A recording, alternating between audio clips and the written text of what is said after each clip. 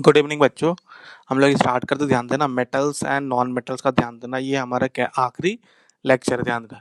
इस चैप्टर में ध्यान देना, मैंने सभी का metals and non metals include कर दिया है। ध्यान देना, आईसीसी का भी ध्यान देना, थोड़ा सा एक्सट्रैक्शन पढ़ना होता है अलग से, वो भी मैं इंक्लूड किया हूँ। तो अभी से बात है, ये मेटल्स एंड नॉन मेटल्स को ध्यान देना, ये हमारा आखिरी लेक्चर है। पिछले लेक्चर में ध्यान देना हम लोग एक्सट्रैक्शन पढ़ रहे थे। एक्सट्रैक्शन में ध्यान देना, कंसंट्रेशन ऑफ ओर हम लोगों ने पढ़ लिया था ढंग से।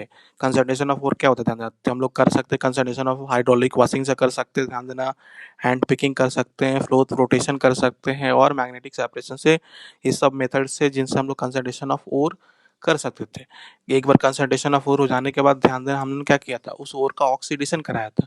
उस ओर का ऑक्सीडेशन कराया था ताकि वो किस में कन्वर्ट हो जाके, ध्यान देना, मेटल ऑक्साइड में कन्वर्ट हो जाए। अब ध्यान देना, ओर का ऑक्सीडेशन तो कराया था, ध्यान देना, इन द प्रेजेंस भी कराया था और इन द एब्सेंस भी कराया था। इन द प्रेजेंस को हम लोग रोस्टिंग बोलते हैं और इन द एब्सेंस को हम लोग कैल्सिनेशन बोलते हैं। रोस्टिंग मेनली सल्फाइड ओर का करते हैं, ध्यान देना। कैल्सिनेशन हम लोग, ध्यान देना, कार्बोनेट या ध्यान देना हाइड्रेटेड ओर का हम लोग कैल्सिनेशन करते हैं। तो यहाँ तक सभी को समझ में आ गया है। अब एक बार ध्यान देना, एक्चुअली तुम्हें तो क्या करना है, मेटल एक्सट्रैक्ट करना है। तो दो प्रोसेस में ध्यान देना, दो स्टेप था, कंसंट्रेशन ऑफ ओर और ऑक्सीडेशन ऑफ ओर। तुम कहाँ तक पहुंच चुके थे, ध्यान देना, मेटल ऑक्साइड तक पहुंच चुके थे। तो अगला जो तुम करोगे, ध्यान देना, तीसरा स्टेप होगा, वो क्या होगा, रिडक्शन ऑफ ओर होगा। रिडक्शन ऑफ ओर का मतलब मेटल ऑक्साइड से तुम क्या करोगे, मेटल निकालोगे। तो मेटल निकालने का तरीका ध्यान देना वही है, हम लोग पढ़ने जा रहे हैं, reduction of ore. Reduction of ore में ध्यान देना होता क्या है, the metal oxides obtained either from the roasted ore और calcinated ore has to be reduce. समझ में आ रहा है? जो मेटल ऑक्साइड तुम्हें मिला है, रोस्टेड ओर से मिला है, कैल्सिनेटेड ओर से मिला है, अगर तुम्हें मेटल निकालना है तो तुम क्या करना पड़ेगा, इनको रिड्यूस करना ही पड़ेगा। अब ध्यान, रिडक्शन होता है क्या, ध्यान देना, रिमूवल ऑफ ऑक्सीजन को हम लोग क्या बोलते हैं, रिडक्शन बोलते हैं। और एडिशन ऑफ हाइड्रोजन को हम लोग क्या बोलते हैं, रिडक्शन, दोनों को बोलते हैं। एडिशन ऑफ हाइड्रोजन को रिडक्शन बोलते हैं और रिमूवल ऑफ ऑक्सीजन को भी हम लोग क्या बोलते हैं, रिडक्शन बोलते हैं। जैसे ऑक्सीडेशन क्या बोलते हैं, addition of oxygen, oxidation, removal of hydrogen, oxidation. ये ऑक्सीडेशन का दो डेफिनेशन है। तो रिडक्शन का जस्ट उल्टा होगा, रिडक्शन क्या होगा, वहां पे ऑक्सीजन ऐड हो रहा था, तो यहाँ पे क्या होगा, ऑक्सीजन रिमूव होगा। रिमूवल ऑफ ऑक्सीजन को हम लोग क्या बोलते हैं, रिडक्शन बोलते हैं, और एडिशन ऑफ हाइड्रोजन को हम लोग क्या बोलते हैं, ध्यान देना, रिडक्शन बोलते हैं। तो वही लिखा हुआ है। तो मेटल ऑक्साइड्स में मिला था रोस्टेड ओर से और कैल्सिनेटेड ओर से, उसको तुम्हें क्या करना पड़ेगा, रिड्यूस करना पड़ेगा, मतलब उनका ऑक्सीजन क्या करना पड़ेगा, तुम्हें रिमूव करना पड़ेगा। द कैल्सिन और roasted ore is reduce to metal. The choice of reducing agent depends upon the nature of ore and position of the metal in the electrochemical cycle. ध्यान देना, जो तुम मेटल ओर को रिड्यूस करने, जो मेटल ऑक्साइड है उसको तुम रिड्यूस करने वाले, तो मेटल ऑक्साइड ध्यान देना बहुत सारे का होगा हमारे, ध्यान देना, लो रिएक्टिव मेटल का भी ऑक्साइड होगा, मॉडरेट रिएक्टिव मेटल का भी ऑक्साइड होगा, हाईली रिएक्टिव मेटल का भी ऑक्साइड होगा। तो ध्यान देना, जो तुम्हारा ऑक्साइड होगा, अब रिड्यूसिंग एजेंट बेसिकली ध्यान देना किस पर डिपेंड करेगा, किसको किससे हम लोग रिड्यूस करेंगे, वो डिपेंड करेगा एक्चुअली, ध्यान देना, upon the nature of ore. Nature of ore कैसा है, मतलब ध्यान देना किसका ओर है, हाईली रिएक्टिव का है, मॉडरेट का रिएक्टिव का है, या लेस रिएक्टिव का, या position of the metals in the electrochemical series. मतलब ध्यान देना, जो मेटल्स है उनके नेचर पे डिपेंड करेगा और या उसके इलेक्ट्रोकेमिकल पोजीशन पे डिपेंड करेगा कि उसको कौन रिड्यूस करेगा। तो समझ में reduction of ore, reduction of ore में हमें क्या करना है, केवल ऑक्सीजन हटाना है। तो अब हम बात करते, ध्यान देना, इलेक्ट्रोमेटलर्जी। एक टर्म में ध्यान देना, इलेक्ट्रोमेटलर्जी। ध्यान देना, मेटलर्जी मतलब एक्सट्रैक्शन ऑफ मेटल्स फ्रॉम ओर। अब इलेक्ट्रो वर्ड लगा दिया, ध्यान देना, तो अगर ध्यान देना तुमने इलेक्ट्रोलिसिस के थ्रू उस मेटल को ऑब्टेन किया, तुमने अगर इलेक्ट्रोलिसिस के थ्रू मेटल को ऑब्टेन किया, उसको हम क्या बोलते हैं, ध्यान देना, इलेक्ट्रोमेटलर्जी। तो लिखा हुआ है, the process of extraction of the metal from the concentrated ore using electric current और electrolysis is called electrometallurgy.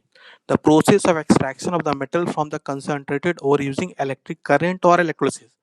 Electrolysis का यूज करके, ध्यान देना, अगर तुम मेटल एक्सट्रैक्ट करते हो तो उसको क्या बोलते हैं, ध्यान देना, इलेक्ट्रोमेटलर्जी। जैसे ध्यान देना, एग्जांपल में दिया है 2Na प्लस 2NaCl मोल्टन दिया हुआ है, इलेक्ट्रिक करंट पास करेंगे तो 2Na मिलेगा और Cl2 एनोड पे मिलेगा। अब ध्यान, इसको मैं बताता हूँ कि इलेक्ट्रोलिसिस होता कैसे है। तो ध्यान, व्हाइट पेपर ले लेते हैं। इलेक्ट्रोलिसिस कराने के लिए ध्यान देना, तुम क्या करोगे, एक कंटेनर ले लो, एक कंटेनर ले लिया, यहाँ पे ध्यान देना एक रॉड बना दो, यहाँ भी तुम क्या करो, एक रॉड बना दो, ये हो गया। अब ध्यान देना, इस रॉड को, इस रॉड ये पॉजिटिव बना लो और ये निगेटिव, ध्यान देना ये हमारा क्या है, यहाँ पे जो है ध्यान देना ये मेरा क्या है, बैटरी है, बैटरी है, ध्यान देना ये मेरा क्या है, ध्यान देना बैटरी है, जिससे मैं क्या कर रहा हूँ, इलेक्ट्रिक करंट पास कर रहा हूँ। इसमें ध्यान देना ये सॉल्यूशन है, नीचे क्या ध्यान देना सॉल्यूशन है, किसका सॉल्यूशन है, ध्यान देना NaCl मोल्टेन का सॉल्यूशन है। NaCl किसका सॉल्यूशन है, ध्यान देना मोल्टेन का। ये जो पॉजिटिव से कनेक्ट है, ध्यान देना ये पॉजिटिव से जो कनेक्ट है इसको हम एनोड बोलते हैं। ये जो पॉजिटिव से कनेक्ट होता है ध्यान देना इसको एनोड बोलते हैं, और जो नेगेटिव से कनेक्ट है इसको हम लोग क्या बोलते हैं, कैथोड। एनोड पे ध्यान देना कौन सा चार्ज होगा, ध्यान देना इस पे चार्ज होगा पॉजिटिव, और इस पे कौन सा चार्ज होगा, ध्यान देना नेगेटिव। समझ में आ रहा है, ध्यान देना ये मेरा जो है दो रॉड है, सिंपल एक एक मेरे पास कंटेनर है, उस कंटेनर में मैं NaCl मोल्टन डाला हूँ, उसमें मैंने दो रॉड डाल दिया, एक ये रॉड है, ध्यान देना एक ये रॉड है और एक ये रॉड है, दो रॉड डाल दिया, दोनों रॉड को क्या किया, बैटरी से कनेक्ट कर दिया। तो बैटरी में ऑब्वियस पॉजिटिव नेगेटिव होता है, तो पॉजिटिव वाले से जिसको कनेक्ट किया है उसको मैं एनोड बोल रहा हूँ, नेगेटिव वाले से जिसको कनेक्ट किया मैंने इसको क्या बोला, कैथोड है। अगर जो NaCl मोल्टन है, मोल्टन फॉर्म में है, ध्यान देना लिक्विड फॉर्म में तुरंत किस में टूट जाएगा, Na+ में टूट जाएगा, और किस में टूट जाएगा, ध्यान देना Cl- में। कहने का मतलब ध्यान देना यहाँ Na+ भी होगा और Cl- भी होगा, Na+ भी होगा और Cl-। अब तुम ही सोचो Na+ पॉजिटिव है तो पॉजिटिव तो किसके पास जाएगा, नेगेटिव के साथ, किसके पास जाएगा, पॉजिटिव है तो किसके पास जाएगा, अगर इलेक्ट्रिक करंट अप्लाई करोगे तो पॉजिटिव है तो किसके पास जाएगा, नेगेटिव के पास जाएगा। मतलब सोडियम Na+ है, ध्यान देना Na+ है, वहां पे एक इलेक्ट्रॉन गेन करेगा, क्या बन जाएगा, Na सॉलिड, और ये Na सॉलिड बनाएगा कहाँ पे, ध्यान देना कैथोड पे। Na सॉलिड बनाएगा कहाँ पे, ध्यान देना कैथोड पे। तो समझ में आ रहा है, जो Na+ है ये समझ में आ रहा है, जो इलेक्ट्रोलाइट है ध्यान देना NaCl मोल्टन है, NaCl मोल्टन है तो टूट जाएगा Na+ और Cl-। जो पॉजिटिव है नेगेटिव के पास चला जाएगा, नेगेटिव है पॉजिटिव के पास है, तो Na+ मेरा क्या था, पॉजिटिव था, तो किस पे प्रोडक्ट बनाएगा, कैथोड पे प्रोडक्ट बनाएगा, और क्या बनाएगा, सोडियम सॉलिड प्रोडक्ट बनाएगा। सेम ध्यान देना Cl-, ये जो Cl- है, Cl- कहाँ जाएगा, ध्यान देना एनोड पे जाएगा, और Cl- जो है ध्यान देना क्या करेगा, एक इलेक्ट्रॉन लूज करेगा, इलेक्ट्रॉन देगा ना, न्यूट्रल बनना है तो क्या बना लेगा, हाफ Cl2 गैस बन जाएगा। तो समझ में आ रहा है ये कहाँ बन रहा है, एनोड पे। ये कहाँ बन रहा है, ध्यान देना एनोड पे। ये कहाँ बन रहा है, ध्यान देना, सॉरी ये गलत लिखा गया, ये कहाँ बन रहा है, ध्यान देना एनोड पे। तो ध्यान देना इलेक्ट्रोलिसिस होता क्या है, एक बार और मैं बता देता हूँ। इलेक्ट्रोलिसिस में सिंपल समस्या को ध्यान देना, हमने कंटेनर लिया, कंटेनर में जो भी हमारा ध्यान देना जिसका ध्यान देना हमें जिससे मेटल निकालना था, जैसे NaCl था, मोल्टेन था, इससे हमें ये क्या निकालना है, सोडियम मेटल निकालना है। तो NaCl मोल्टेन है तो मैंने ध्यान देना जो मेरा सॉल्यूशन है उसको मैंने डाल दिया, सॉल्यूशन डालने के बाद मैंने दो इलेक्ट्रोड डाल दिया, दो मोटा मोटा रॉड डाल दिया, एक मोटे उन दोनों मोटे रॉड को मैंने बैटरी से कनेक्ट कर दिया था। बैटरी में पॉजिटिव भी होता है और नेगेटिव भी होता है, पॉजिटिव वाले जिससे कनेक्ट किया उसको मैंने बोल दिया एनोड, और नेगेटिव वाले से बोल दिया कैथोड। अब जो NaCl मोल्टेन है, NaCl मोल्टेन स्टेट में ध्यान देना लिक्विड स्टेट में है, ध्यान देना, और NaCl में आयनिक बॉन्डिंग होता है, आयनिक बॉन्डिंग होता है, ध्यान देना। तो NaCl हमेशा ध्यान देना Na+ में रहता है, और Cl- हमेशा Cl जो होता है Cl- में रहेगा, तो तुरंत किस में टूट जाएगा, Na+ और Cl- में। तो Na+ एक पॉजिटिव है तो किसके पास जाएगा, ध्यान देना कैथोड के पास, Cl- एक नेगेटिव है तो किसके पास जाएगा, एनोड के पास। तुम ऐसे भी बोल सकते हो C के पास जा रहा है और A के पास जा रहा है, पॉजिटिव है, सॉरी Na+ ध्यान देना क्या है, पॉजिटिव है, पॉजिटिव है मतलब कहाँ गया, कैथोड के पास, नेगेटिव है कहाँ गया, एनोड के पास। तो समझ में आ रहा है ये पॉइंट। और ये ध्यान देना ये उनका क्या रिएक्शन है। अब Na+ से ध्यान देना तो ये क्या करेगा, वहां पे तो न्यूट्रल ही होना चाहेगा ना, तो क्या करे एक इलेक्ट्रॉन लेकर सोडियम सॉलिड में कन्वर्ट हो जाएगा, Cl- एनोड के पास जाएगा, ध्यान देना नेगेटिव है नेगेटिव के पास जाएगा, नेगेटिव है ध्यान देना पॉजिटिव के पास जाएगा, नेगेटिव है तो पॉजिटिव के पास जाएगा, तो क्या करेगा इलेक्ट्रॉन लूज करेगा। तो इलेक्ट्रोलिसिस समझ में आ रहा है, ध्यान देना। इलेक्ट्रोलिसिस अगर पूरा उतना समझ में नहीं आ रहा ध्यान देना, तो उसमें भी वैसे भी मैंने एक चैप्टर इलेक्ट्रोलिसिस के नाम पे बना के रखा हुआ है, उसमें हम लोग और डिटेल में डिस्कस कर सकते हैं। पर ये समझ में आ रहा ना कैसे हो रहा है, ये हो जाएगा। चलो ठीक है, हम लोग आते हैं, ध्यान देना। अब थोड़ा सा यहाँ पे डिटेल में डिस्कस करते हैं, यहाँ पे थोड़ा सा बड़ा कर ले। NaCl मोल्टेन है, NaCl क्या है, मोल्टेन है। तो Na पे कौन सा चार्ज है, प्लस चार्ज है, इस पे कौन सा चार्ज है, -1 चार्ज है। तो ऑब्वियस सी बात है Na+ किस में कन्वर्ट हो जाएगा, Na में, Cl- किस में कन्वर्ट हो जाएगा, Cl2 में। अब ध्यान देना बैलेंस करने के लिए यहाँ पे 2 लगा दिया है, तो Na प्लस है, ध्यान देना किसके पास जाएगा, पॉजिटिव था नेगेटिव के पास, और नेगेटिव कहाँ पे, कैथोड पे, पॉजिटिव नेगेटिव था, एनोड पे पॉजिटिव था, तो समझ में आ रहा है। एनोड CaCl2, ध्यान देना CaCl2 किस में टूट जाएगा, Ca प्लस टू और Cl माइनस, तो प्लस टू वाला कहाँ जाएगा, कैथोड के पास, नेगेटिव वाला कहाँ जाएगा, एनोड के पास। Al2O3 प्लस थ्री और माइनस टू, एल्युमिनियम कहाँ जाएगा, कैथोड के पास, और ऑक्सीजन कहाँ जाएगा, एनोड के पास। तो समझ में आ रहा है इलेक्ट्रोमेटलर्जी होता क्या है, ध्यान देना, ऐसा मेटलर्जिकल प्रोसेस, ध्यान देना ऐसा एक्सट्रैक्शन, मतलब ऐसा मेटलर्जिकल प्रोसेस जिसमें हम लोग इलेक्ट्रोलिसिस का यूज करते हैं, उसको हम लोग क्या बोलते हैं, ध्यान देना इलेक्ट्रोमेटलर्जी बोलते हैं।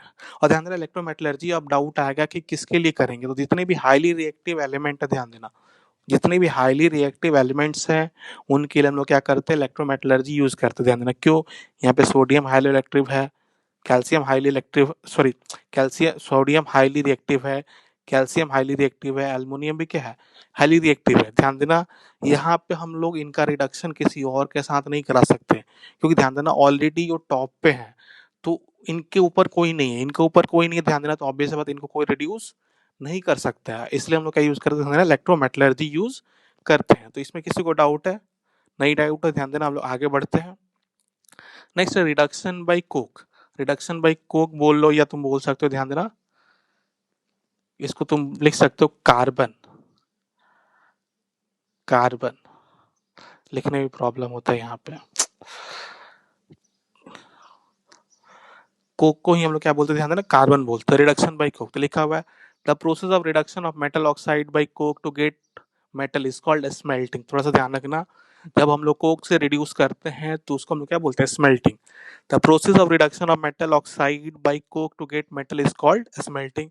किस किस का कर सकते हो, ध्यान देना जिंक है, आयरन है, लेड है, copper etc can be reduce by this method, can be reduce by this method. ध्यान देना आप जैसे कैसे यूज करेंगे, कैसे, ZnO है, ध्यान देना जिंक ऑक्साइड है, कॉपर का ऑक्साइड है, हमने क्या किया, कॉपर कार्बन यूज किया, तो मैंने बोला था रिडक्शन में क्या होता है, ऑक्सीजन का लूज होना, तो जिंक ने क्या किया, अपना ऑक्सीजन लूज कर देगा तो किसमें कन्वर्ट हो जाएगा, जिंक में, और ऑक्सीजन किसको मिल जाएगा, ऑक्सीजन कार्बन को, तो carbon monoxide, copper carbon monoxide. तो समझ में आ रहा है, ZnO है, ध्यान देना मेटल ऑक्साइड है, तुमने कोक यूज करके क्या किया, उसको रिड्यूस कर दिया किसमें, zinc plus carbon monoxide, copper oxide है plus carbon, copper plus carbon monoxide, ये समझ में आ रहा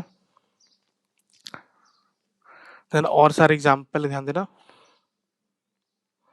और सारे एग्जाम्पल हैं, पीबीओ Fe2O3, ध्यान देना कार्बन यूज कर दिया, पीबीओ, सॉरी गलत लिख दिया, पीबीओ नहीं होगा, ध्यान देना यहाँ पे ओ नहीं होने वाला है, पीबी प्लस, ध्यान देना सी होगा, पीबीओ प्लस सी, पीबी प्लस सी हो जाएगा, Fe2O3 plus three, 2Fe plus 3C, तो समझ में आ रहा है, सिंपल है, ध्यान देना जैसे हमारे जिंक के हैं, कॉपर के हैं, लेड के हैं, आयरन का ऑक्साइड है, ध्यान देना इसको कार्बन क्या कर सकता है, रिड्यूस कर देगा, तो डायरेक्टली में क्या मिल जाएगा, मेटल मिल जाएगा और कार्बन मोनोऑक्साइड मिल जाएगा। नेक्स्ट ध्यान देना रिडक्शन बाई कार्बन मोनोऑक्साइड और बाई हाइड्रोजन, कार्बन तो रिड्यूस करता ही है, कार्बन मोनोऑक्साइड भी रिडक्शन के काम में आता है, रिडक्शन बाई कार्बन मोनोऑक्साइड और बाई हाइड्रोजन, वही लिखा है carbon monoxide and hydrogen both can be use for the extraction of iron, lead and copper. ध्यान देना आयरन, लेड, कॉपर का कार्बन तो रिड्यूस कर ही सकता है, कार्बन मोनोऑक्साइड भी रिड्यूस कर सकता है, जैसे Fe2O3 प्लस 3CO किसमें कन्वर्ट हो गया, Fe। अब CO तो ध्यान देना एक ऑक्सीजन मिलेगा तो किसमें कन्वर्ट हो जाएगा, CO2 में कन्वर्ट हो जाएगा, Pb2O plus 2H2O, Pb plus 4H2O। पर ध्यान देना ये जो रिडक्शन है हम लोग जल्दी करते नहीं है, क्योंकि हाइड्रोजन क्या होता है, ध्यान देना बहुत महंगा होता है, हाइड्रोजन से, ध्यान देना हम लोग नो डाउट हाइड्रोजन से रिड्यूस कर सकते हैं, पर जल्दी हम लोग हाइड्रोजन से रिड्यूस करते नहीं है, क्योंकि हाइड्रोजन गैस बहुत महंगा गैस होता है। पीबीओ प्लस सीओ क्या होगा, PB plus CO2, CO plus CO, CO plus CO2, कहने का मतलब ध्यान देना आयरन, लेड और कॉपर का ऑक्साइड, ध्यान देना कार्बन भी रिड्यूस कर सकता है, ध्यान देना कार्बन मोनोऑक्साइड भी रिड्यूस कर सकता है, ये ध्यान रखना, कार्बन से रिडक्शन होगा तो उस प्रोसेस को हम लोग क्या बोलते हैं, स्मेल्टिंग प्रोसेस बोलेंगे। नेक्स्ट ध्यान देना थर्मल डिकम्पोजिशन, ध्यान देना ऊपर वाला जो स्मेल्टिंग प्रोसेस होता है, ध्यान देना स्मेल्टिंग प्रोसेस हो गया, जैसे तुमने कार्बन का यूज किया या कार्बन मोनोऑक्साइड का यूज किया, ध्यान देना ये किसके लिए यूज किया जाता है, ध्यान देना तो जो मॉडरेट रिएक्टिव एलिमेंट्स होते हैं उनके लिए, ध्यान देना यूज किया जाता है।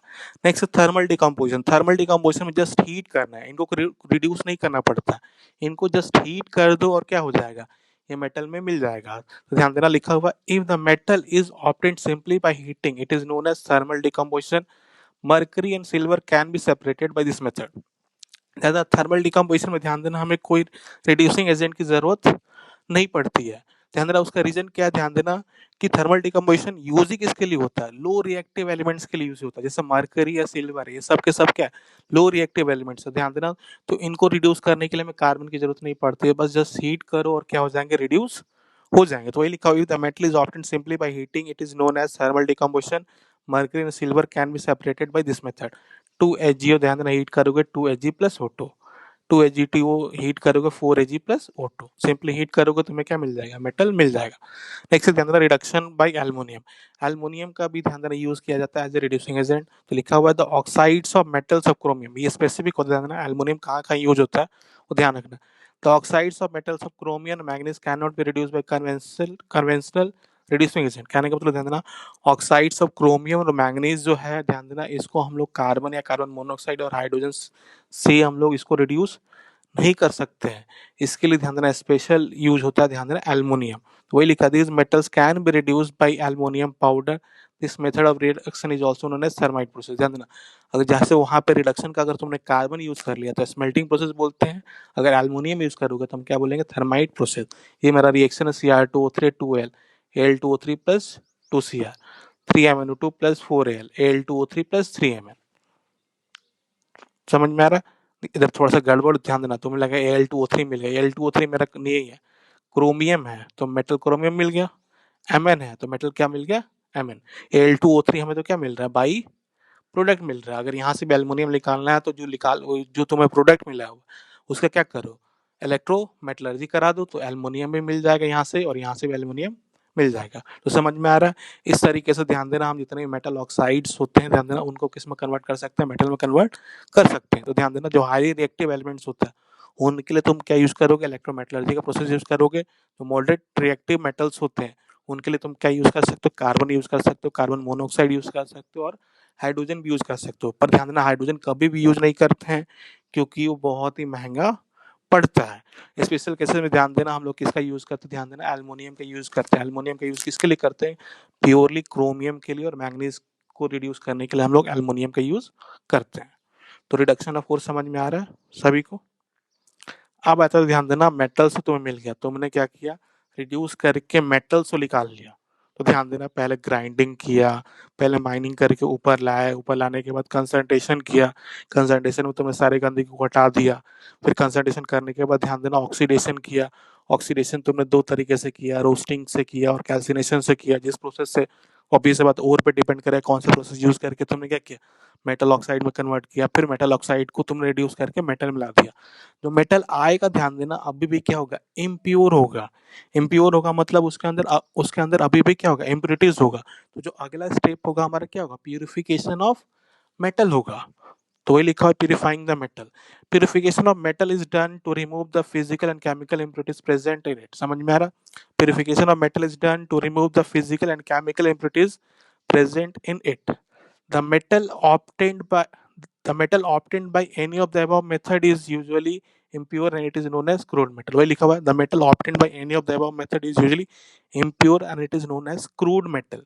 उसको हम लोग क्या बोलते हैं, क्रूड मेटल। ये ध्यान देना प्योर मेटल नहीं होता है। तो ध्यान देना हम लोग इसको प्योरीफाई करने के लिए क्या यूज करेंगे, ध्यान देना इलेक्ट्रोलिटिक रिफाइनिंग कर यूज करेंगे। मतलब हम लोग किसका यूज करने जा रहे थे ना, इलेक्ट्रोलिसिस का यूज करने जा रहे हैं। तो ध्यान देना, फिर से ध्यान देना, ये मेरा क्या है, ये मेरा क्या कंटेनर है, मैंने इसके अंदर क्या किया, ध्यान देना सॉल्यूशन डाल दिया। इसके अंदर क्या किया, ध्यान देना सिंपल सॉल्यूशन डाल दिया। जिससे क्या होता है ना, इसका सॉल्यूशन नहीं डाला, ध्यान देना इसका सॉल्यूशन, या तुम बोल सकते हो इसका सॉल्यूशन नहीं डाला है, सिंपल सॉल्यूशन डाला है कि इलेक्ट्रिसिटी क्या हो सके, कंडक्ट करे।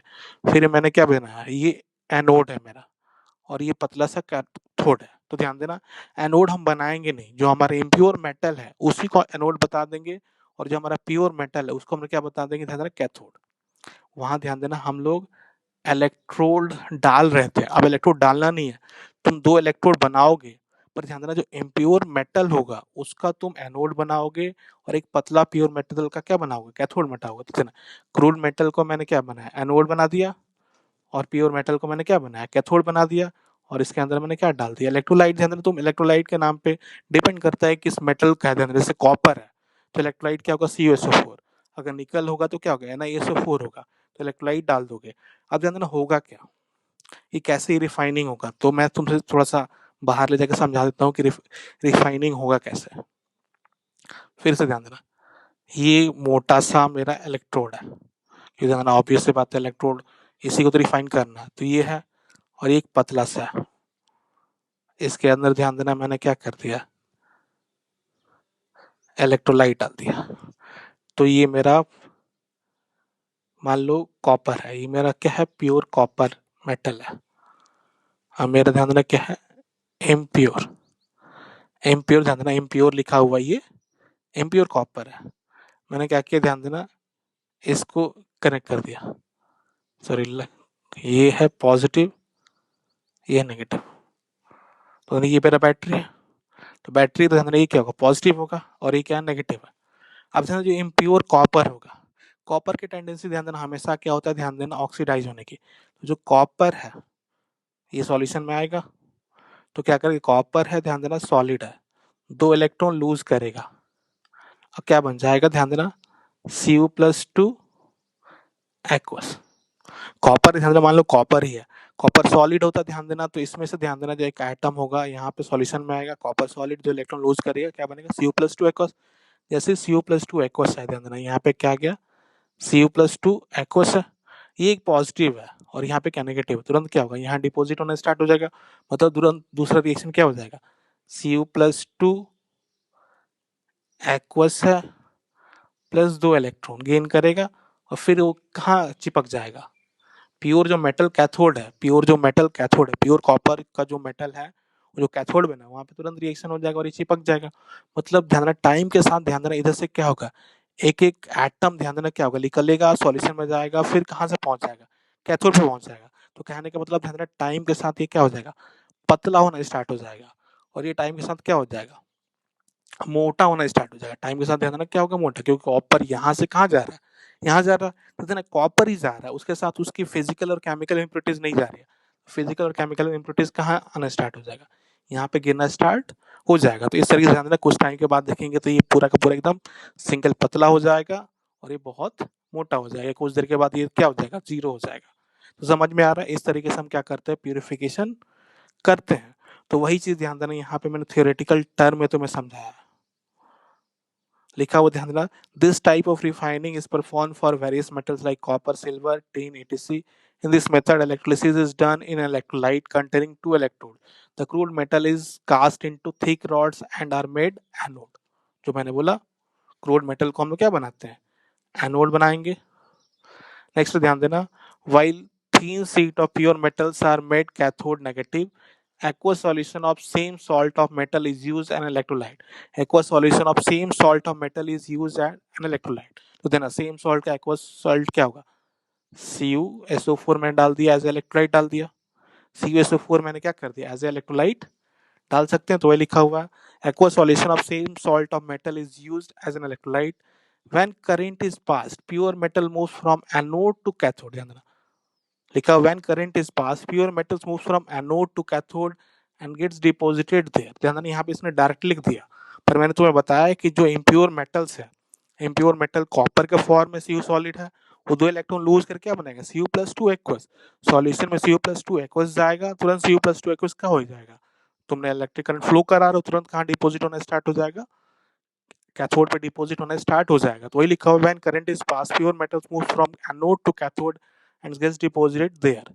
The impurities are left behind in solution below the anode and are called anode mud. ध्यान देना, जो नीचे गंदगी गिरेगा, ऑब्वियस सी बात है, जितना भी फिजिकल केमिकल प्रॉपर्टी, जितना भी फिजिकल और केमिकल इम्प्योरिटीज होगा वो सब क्या होगा, नीचे गिरना स्टार्ट हो जाएगा, क्योंकि ध्यान देना उनका तो इलेक्ट्रोलिसिस हो नहीं रहा, तो नीचे गिरेगा, उसको हम लोग क्या बोलते हैं, ध्यान देना एनोड मड। तो लिखा हुआ the impurities are left behind in solution below the anode and are called anode mud. ध्यान देना एनोड मड किसको बोलते हैं, यहाँ पे मैंने शो भी किया होगा, ऐसा नहीं यहाँ पे शो नहीं किया हुआ, यहाँ पे जो है ऐसे करके एक बना सकते हो, ध्यान देना, जिसको हम लोग बोलते हैं एनोड मड, जिसको हम लोग क्या बोलते हैं, ध्यान देना एनोड मड बोलते हैं। पर ध्यान देना यहाँ पे इसलिए सॉरी यहाँ पे इसलिए मैंने नहीं बनाया, ध्यान देना, क्योंकि मैंने शो किया है कि अभी रिएक्शन स्टार्ट नहीं हुआ, रिएक्शन खत्म हो जाने के बाद क्या होगा, यहाँ पे ये मोटा हो जाएगा, यहाँ पे ये पतला हो जाएगा, फिर एनोड मड होगा।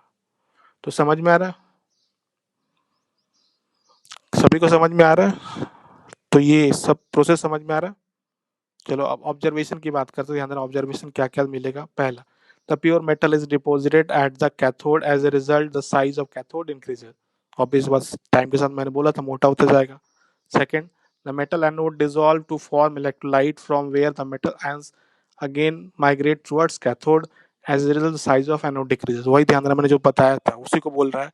जो मेटल एनोड है उसमें से जो एक कॉपर का मेटल एक, ध्यान देना, सॉल्यूशन के अंदर आएगा और क्या बनाएगा, Cu+2 एक्वस बनाएगा। फिर Cu+2 ध्यान देना 2 इलेक्ट्रॉन लेके कहाँ चला जाएगा, ध्यान देना कैथोड के पास चला जाएगा। तो लिखा हुआ the metal anode dissolves to form electrolyte from where the metal ions again migrate towards cathode. As a result, the size of anode decreases.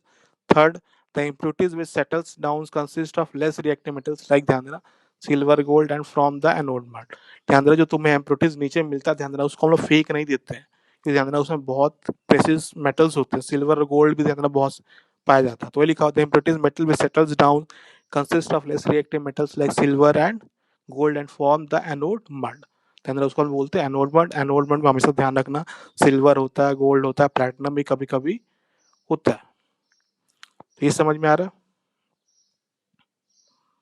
अब चौथा पॉइंट की बात करते, ध्यान देना the obtain metals of nearly 100% purity. ध्यान देना जो तुम्हें मेटल मिला हुआ कैथोड पे उसकी प्योरिटी कितनी होगी, 100%। क्योंकि ध्यान देना ऑब्वियस सी बात है, कोई फिजिकल इम्प्योरिटीज था वो वहां पे गया ही नहीं, वो तो सीधे कहाँ रह गया, एनोड मड में रह गया। Fifth, other valuable metals like silver and gold are also recovered through anode mud. ध्यान देना जो एनोड मड है उसमें मैंने पहले बताया सिल्वर भी होता है और गोल्ड भी होता है, उसको भी हम लोग बाद में क्या कर सकते हैं, एक्सट्रैक्ट कर सकते हैं।